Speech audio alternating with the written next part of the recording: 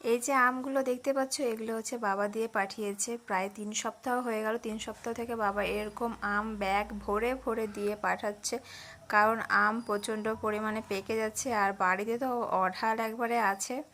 আমি গেছিলাম একবার নিয়ে আসতে, বাবা 2 দিন ধরে কাজে আসছিল না, বলে যে অনেক আম হয়ে গেছে নিয়ে যা। তো যাই হোক, আনতে গেছিলাম, দেখি আমি যতগুলো নিয়ে আসি তার থেকে বেশি আম বাড়িতে আরও আছে, যেগুলো একবারে ফ্রেশ, সেগুলো আমি বাছে বাছে নিয়ে এসেছিলাম। তো যাই হোক, বাবা এখানে 3 দিন 4 দিন পর পর দিতেই থাকে। তো চলো, এখানে অনেকগুলো আম আছে, সেই জন্য আমি মানে এক একটার এক এক রকম করে গন্ধ নিচ্ছিলাম। মানে 3-4 রকম গাছের আম আছে, তো তাই আর কি। আর এখানে চলো এবার আমি হচ্ছে পাড়া যে কাকিমারা আছে তারা হচ্ছে বলছিল যে তোমাদের গাছের আম টেস্ট করালাম না কীরকম।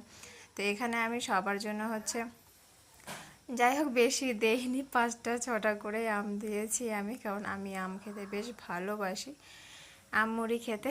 তো চলো আজকের মতো